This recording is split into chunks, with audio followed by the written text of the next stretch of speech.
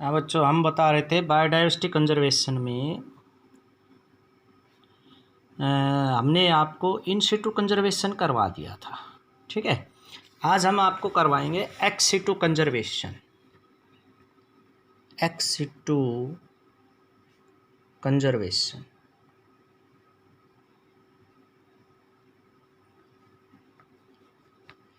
भाई, x situ conservation का मतलब होता है कि कोई भी ऐसा प्रजाति का पौधा, जंतु जो लुप्त होने के कगार पर है, उसको वहाँ से निकाल करके किसी अन्य सुरक्षित जगह पर ले जा कर के उसको सुरक्षा देना। वो कोई बीज भी हो सकता है, किसी पौधे का कोई पार्ट भी हो सकता है, मतलब ऑफ साइट कई जगह ले जा कर के इनको कलेक्ट कर देना क्या कहलाता है? Ex situ conservation. तो क्या लिखेंगे? It is conservation of selected rare plants, animals in place outside their natural homes। जहाँ पर वो है ना, वहाँ पर वो सुरक्षित नहीं है, उनको वहाँ से हटा करके किसी भी ऐसी सुरक्षित जगह पर ले जा करके उनको रख देना क्या कहलाता है? ऑफ साइट जगह पर ले जाना एक्स सिटू कंजर्वेशन कहलाता है। ठीक है, अब ये ऑफ साइट कलेक्शन क्या है भाई? ऑफ साइट कलेक्शन मतलब कोई भी ऐसी जगह हो सकती है जहाँ पर किसी चीज़ों को इकट्ठा करके, जैसे जूलॉजिकल पार्क हो सकता है, वो कोई बोटनिकल गार्डन हो सकता है, वो कोई ऐसा एरिया हो सकता है जहाँ पर बहुत से पौधे। तो it occur by following ways. तो सबसे पहले हम पढ़ेंगे off site collection.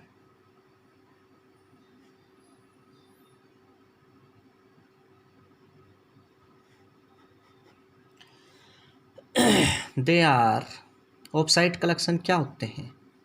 They are live collection, ये जिंदा पौधे या जंतुओं का कलेक्शन होता है भाई। लाइव कलेक्शंस ऑफ वाइल्ड, या तो कोई जंगली प्रजाति हो, या domesticated and domesticated species in A special area. किसी स्पेशल एरिया में विशेष प्रजाति के जीव जंतुओं को कलेक्ट करना क्या कहलाता है भाई? ऑफ साइट कलेक्शन कहलाता है। दीज एरिया में बी, ये एरिया क्या क्या हो सकते हैं भाई? ये जूलॉजिकल पार्क हो सकते हैं, बोटनिकल गार्डन हो सकते हैं, may be botanical garden, zoological park.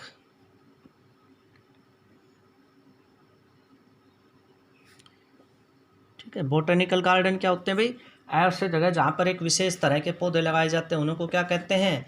Botanical garden कहते हैं।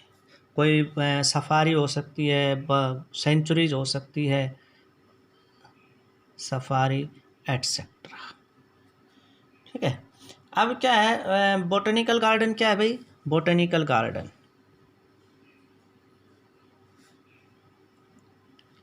आप भी लगा सकते हो। Botanical garden is a collection of different varieties of plants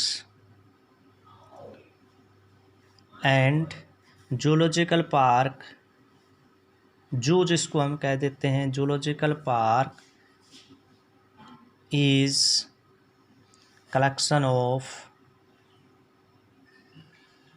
different animals. अलग अलग तरह के जो एनिमल्स होते हैं ना, उनका कलेक्शन क्या कहलाता है भाई? जूलॉजिकल पार्क कहलाता है। ठीक है, तो जो जूलॉजिकल पार्क हैं उनके अंदर जो गार्डन है उनके अंदर 80,000 से ज़्यादा के स्पीसीज इकट्ठे किए हुए हैं। देर आर अबाउट कितने बोटनिकल गार्डन है भाई? 1500 बोटनिकल गार्डन हैं। 1500 बोटनिकल गार्डन्स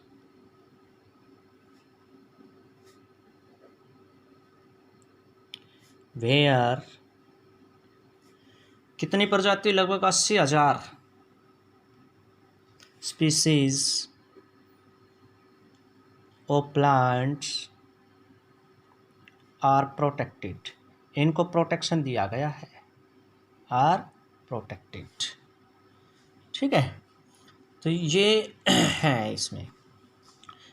इसी तरह से जूलॉजिकल पार्क में 3,000 से ज़्यादा एनिमल्स को जो है ना वो प्रोटेक्शन दी हुई है। इन जूलॉजिकल पार्क, वर्ल्ड की बात हो रही है, zoological park about 3,000 species of animals are protected। ठीक है बच्चों, तो ये इन सिटू कंजर्वेशन का पहला तरीका है। अब जो दूसरा तरीका है वो है भाई सीड बैंक। तो ये हम इसको पहला कर देते हैं। दूसरा है भाई seed bank.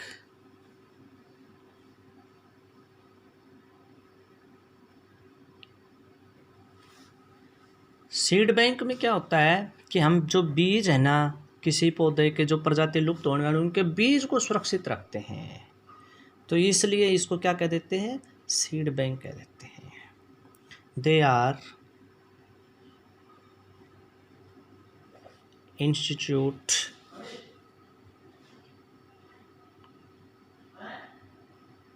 where stock of viable का मतलब जो अच्छे बीज हैं, वाइएबल सीड्स आर मेंटेन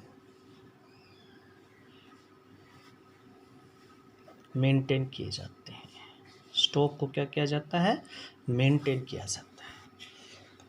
ठीक है, इनको चाहे कैसे भी हम मेंटेन करें, उनको फ्रिज में लगा करके या टिश्यू उसको और किसी कल्चर के द्वारा हम इनको यूज़ और मेंटेन बाय फ्रोजन और tissue culture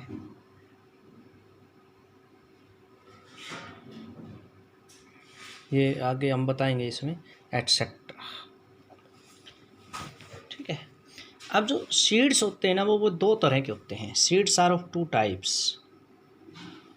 seeds are of 2 types. दो तरह के बीज होते हैं। पहले तरह के बीज होते हैं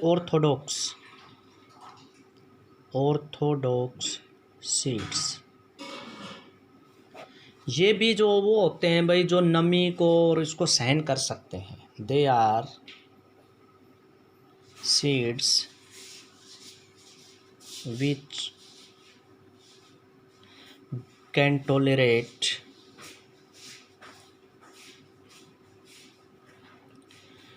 reduction of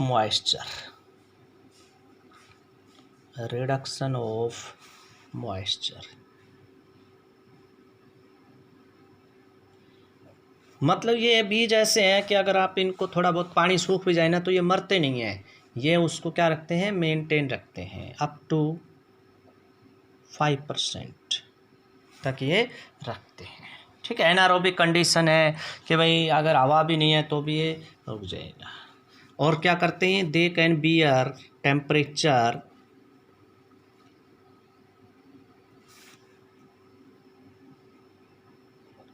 कितना टेम्परेचर बियर कर सकते हैं? -10 से -20 डिग्री तक भी बियर कर सकते हैं, -10 डिग्री टू -20 डिग्री सेल्सियस। ठीक है। एग्ज़ाम्पल क्या है भाई? हमारे वीट का बीज है, ग्राम है, सरसों है, ये बीज ऐसे हैं जो क्या है ऑर्थोडॉक्स कहलाते हैं। दूसरी टाइप के बीज हैं वो कहलाते हैं रिकरेटेंट सीड्स, रिकैल्सिट्रेंट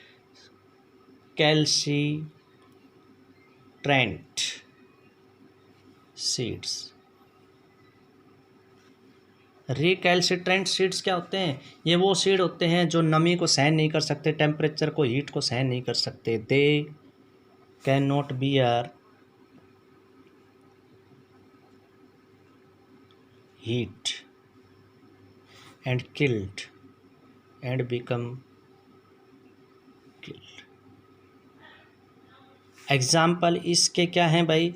जैसे कॉफ़ी का है, टी का है, कोकोनट के हैं, ये सीड है ना, टी सीड है, कॉफ़ी है, कोकोनट है, तो ये बीज क्या है? ये मर जाते हैं।